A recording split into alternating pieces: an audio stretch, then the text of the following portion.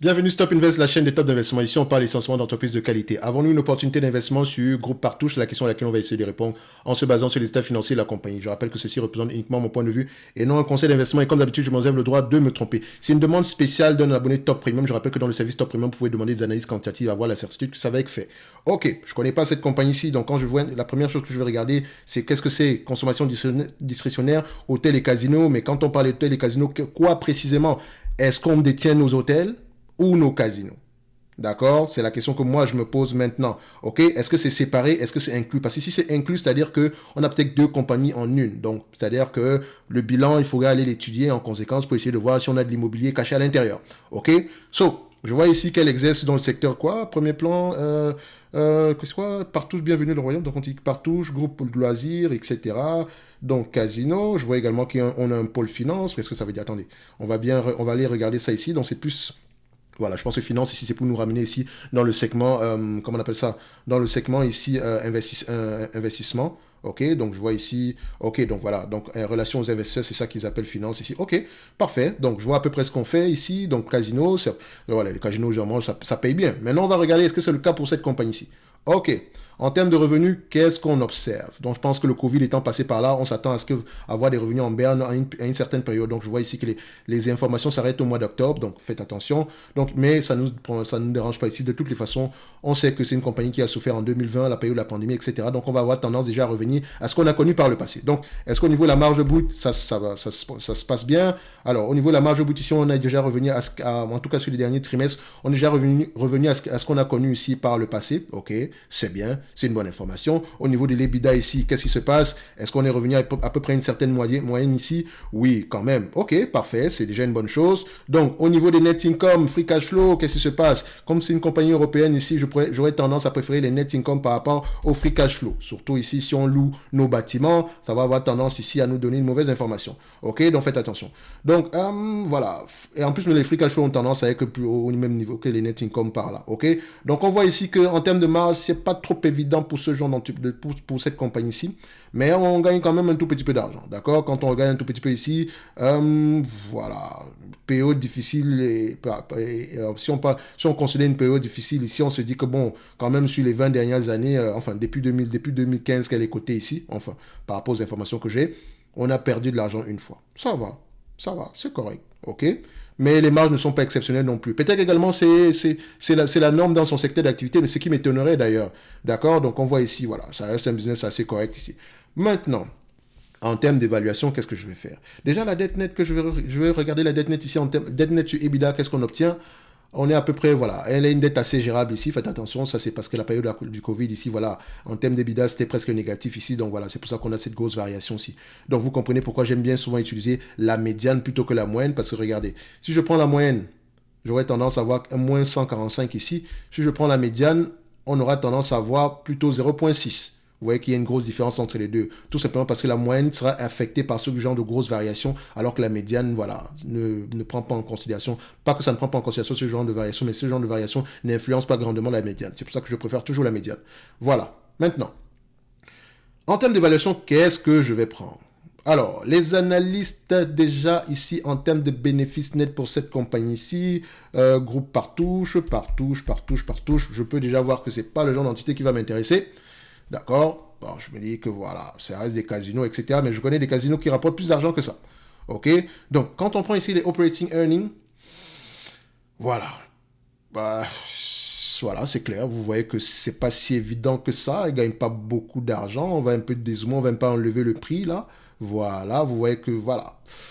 On se maintient. C'est pas évident. OK? Ce n'est pas évident du tout.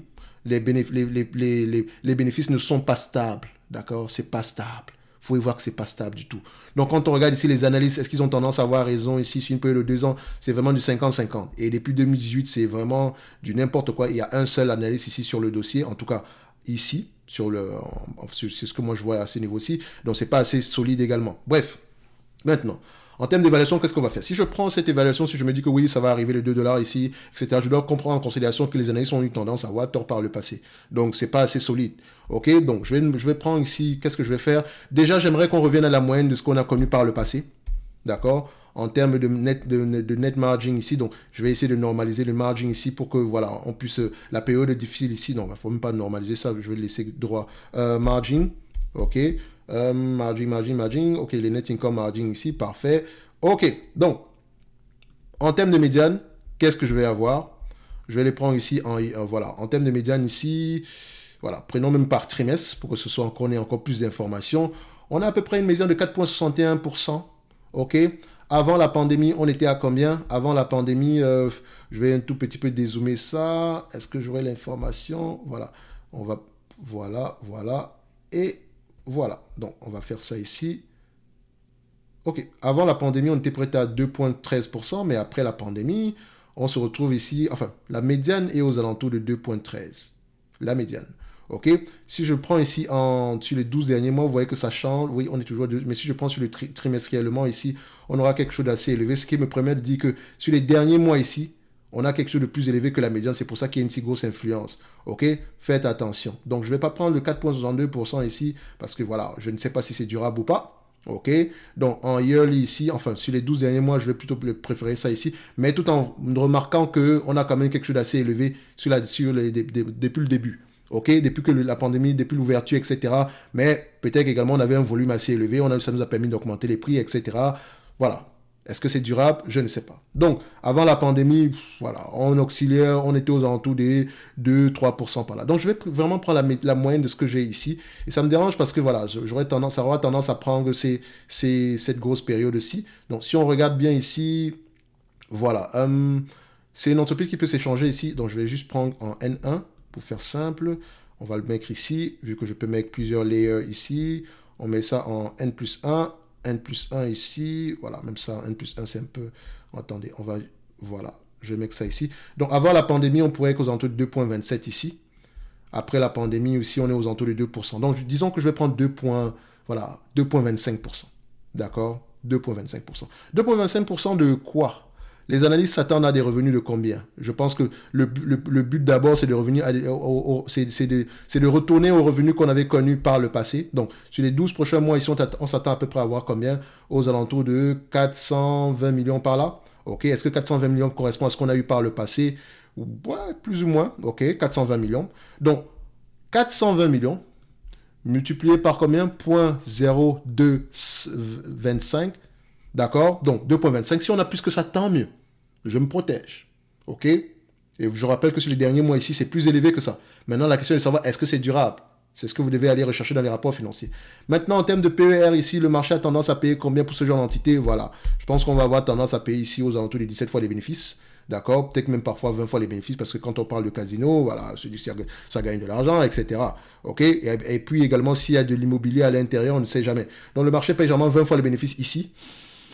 Je suis très mal à l'aise à payer 20 fois les bénéfices, je vous dis la vérité. Mais bon, c'est possible dans son secteur d'activité, hein, ça c'est vrai. Dans ce secteur d'activité, c'est possible de payer 20 fois les bénéfices généralement. Ok, je prends 20 fois les bénéfices. Moi, la dette nette qui sort aux alentours de combien? Donc, vu que c'est une compagnie européenne, il faut absolument que j'aille regarder au niveau de Yahoo Finance, d'accord, la dette nette. Ok, parce que je ne peux pas faire confiance à ce que je vois ici. Surtout si elle loue ses bâtiments. Yahoo Finance. Donc, si elle loue ses bâtiments, c'est pas une bonne... J'aurais tendance ici à avoir une mauvaise information. Donc, on va aller regarder groupe par touche ici. Qu'est-ce qu'on va avoir comme information? Alors, tac. Alors, qu'est-ce que tu vas me donner? On fait des zooms, éléments financiers. Voilà. OK. Alors, ça vient. Voilà. Donc, sur les trimestriellement, qu'est-ce qu'on a? Le dernier trimestre, enfin, je vois les 12 derniers mois ici. Est-ce que je peux faire confiance à cette affaire-ci? Non, je vais prendre le bilan. C'est le bilan que je cherche. Voilà. On a le bilan. Ça s'arrête au mois d'octobre. Oui, ici. OK. 31 du mois d'octobre. Dette courante. Dette à long terme. Dette nette. Où est la dette nette ici? Dette à long terme, 127 millions. Dette à long terme, moins le cash ici, trésorerie, etc. Et quasi-espèce. Donc peut-être qu'on n'a même pas de dette nette en fait. Donc je vais mettre ça un peu annuellement pour voir si on a l'information concernant la dette nette. Dette à long terme. Je n'ai jamais compris pourquoi en français, ça ne me donne jamais la bonne information. Donc je vais retourner sur Yahoo Finance, mais je vais le mettre en français, en anglais maintenant. OK. Alors, on va retourner un tout petit peu ici. Tac, tac, tac, groupe par touche, groupe par touche, groupe par touche. Je le veux en anglais. OK. Là, il est en anglais. OK. Là, j'ai Financial. OK. Toujours regarder la période. D'accord. Je mets Balance Sheet. OK. Qu'est-ce que ça nous donne? Balance Sheet. En dette net. On n'a pas de dette net. Ouais, c'est ce que je me disais tantôt. Elle a beaucoup de cash. OK, donc on va même aller regarder également ces actifs tangibles ici. On a près de actifs tangibles, on a près de 126 millions, donc on peut également aller regarder ça après. Donc ici, on a plus de cash. Donc c'est-à-dire que si je me fie seulement à 20 fois les bénéfices par rapport à la moyenne de marge de 2,25% ici, d'accord, tout en vous mentionnant qu'on en a plus en date d'aujourd'hui. Donc, ça pourrait être bien plus élevé que ça. Lisez vos rapports financiers, quelle est la stratégie du management. OK, donc ici, en termes de nombre d'actions, qu'est-ce que ça donne? On a à peu près 8,39, d'accord? Donc je divise ici par 8,39. Ça donne ici au total 22. Oh, c'est drôle. On est à 22, 22, c'est 22, c'est ça? 22 euros l'action. C'est bizarre. Comment est-ce qu'on se retrouve à 22 euros l'action ici? Je pense, est-ce que le nombre d'actions est fiable? Parce qu'en fait, j'ai moins ici en termes de capital, d'accord? Alors qu'ici, là, on a 211 et on est à 22. Ici, j'ai 189 et je suis à 22. Il y a quelque chose qui ne marche pas. Donc, je vais encore vérifier Yahoo Finance, le nombre d'actions. Ah non, pas Analysis. Je cherche ici. Oh oui, enfin, peut-être ici. Non, non. C'est statistique pour avoir le nombre d'actions. Qu'est-ce qu'on a comme nombre d'actions ici? 9,61. Alors qu'ici, je remarque, je vois 8,39. Donc, je retourne ici. Donc, mon 189 divisé par combien? 9,61. Ça donne ici au total 19,66 euros, presque 20 euros. Donc, on se dira que l'entreprise est correctement évaluée au prix actuel. D'accord? Correctement évaluée. D'accord? Parce que si elle vous reverse la totalité des bénéfices nets ici, à savoir 9,45 euros, d'accord? 9,45 millions d'euros, d'accord? Divisé par le prix actuel, 211 ici, 200, disons, je vais mettre ici, oui, 211,5. D'accord? Vous aurez un rendement sur coût de combien? 4,46%. OK? C'est également une entreprise qui n'a pas de dette. D'accord? Et donc, ça peut être assez intéressant ici. D'accord? Maintenant, en termes de tangible book value per share, donc vous voyez ici que les actifs tangibles par action ont tendance à être assez stables ici. OK? Il y a également beaucoup de cash à l'intérieur. Donc, si on prend les actifs tangibles par action, ça c'est actifs tangibles en termes de volume. Maintenant, par action, ça donne quoi? On a 13 euros l'action. OK? Donc, si vous achetez cette compagnie, c'est en moins de 13 euros par là. Voilà, vous l'avez acheté en dessous de ces actifs tangibles par action. Si ces actifs tangibles attendent à être stables. OK? N'oubliez pas. Donc, moi, je dirais ici que Groupe Partouche est correctement évalué. Maintenant, si les marges sont plus élevées dans le futur, d'accord, on aura une opportunité d'investissement ici. Si on garde juste des marges de 5%, on aura une opportunité d'investissement. Et je vous ai mentionné que les marges actuelles sont 3 à 4 fois plus élevées. OK? Donc, faites attention. Ça pourrait être assez intéressant dans le futur. Mais maintenant, au niveau des éléments financiers, vaut mieux être prudent. Voilà ce que ça donne. Maintenant, pour changer à peu près cela, il faut aller lire les rapports financiers et voir quelle est la stratégie du management. Donc, pour ceux qui veulent aller plus loin, on a le service Top Premium. Vous pouvez demander des analyses quantitatives, d'accord? Et recevoir ici 2 notes d'analyse sur les entreprises qui sont sous-évaluées selon moi, ok? Donc, ainsi que les notes de suivi sur les par rapport aux entreprises qu'on a mentionnées précédemment. En supplément de ça, vous obtenez ici, en termes ici promotionnels, la formation comment analyser une banque et comment lire les rapports financiers. Je ne parle pas des états financiers, je parle des rapports financiers, ok? Comment analyser une banque ici. Ça sera la première formation thématique d'une longue liste, d'accord? Parce qu'ici, on va apprendre à analyser les entreprises dépendamment de leur secteur d'activité. Parce que je pense que ça a plus de sens de le faire comme ça que de faire un truc générique. Comment analyser une action? Non, parce qu'à la fin de la journée, si tu m'apprends à analyser une action et que j'arrive sur le secteur des rates et que je me rends compte que les bénéfices nets sont, le payout ratio est plus élevé sans me rendre compte que, mais en fait, quand on parle de rates ici, il faut regarder les AFFO. Donc, c'est à partir de ce niveau-là qu'on doit comparer le payout ratio par rapport au AFFO. Tu ne le sauras peut-être pas. D'accord? Tout simplement, peut-être parce que la formation générique était basée sur les bénéfices nets. Et encore, une entreprise peut avoir des bénéfices nets sans avoir de free cash flow. Et si elle n'a pas de free cash flow et qu'elle paye un dividende, en fait, en réalité, elle emprunte pour payer un dividende. Pourtant, le payout ratio sera moins élevé. Donc, bref, ça sert toujours à quelque chose de savoir à peu près où est-ce qu'on met les pieds. OK? Parce qu'il n'y a qu'ici dans le domaine d'investissement que, voilà, si vous faites l'effort nécessaire, si vous mettez le travail, comment on dit ça? Si vous faites le travail nécessaire, d'accord, vous perdrez le moins d'argent possible à long terme. Enfin, c'est pas que vous aurez toujours raison, d'accord, mais vous aurez en majorité raison. On va le dire comme ça. OK, vous saurez exactement où est-ce qu'il faut mettre les pieds, quand est-ce qu'il faut un tout petit peu réfléchir avant d'agir. OK? Donc, il reste 131 places ici. OK, ça se termine au mois de mars. D'accord? Pour groupe Partouche, je vais me dire ici qu'on est correctement évalué. Est-ce que c'est une entreprise qui m'intéresse? Non. Mais allez regarder à l'intérieur, peut-être qu'il y a de l'immobilier, des choses comme ça. Et là, peut-être qu'il y a des actifs cachés. Ça pourrait être assez intéressant. C'est un peu comme avec Casino. Si vous analysez Casino ici du point de vue quantitatif, voilà, c'était correctement évalué précédemment. C'est laid à voir. Mais c'est une entreprise qui a des actifs, etc. Donc, peut-être que c'est le genre d'entité qu'on prend. On prend les rapports financiers, on pose et on feuillette de la première page à la dernière page et on fait l'évaluation ici, voilà, on fait la somme des parts. D'accord? Bref, je sais que voilà, ça peut être assez mêlant pour vous, mais dites-vous que toutes les entreprises ne s'analysent pas de la même façon. D'accord? Faites attention.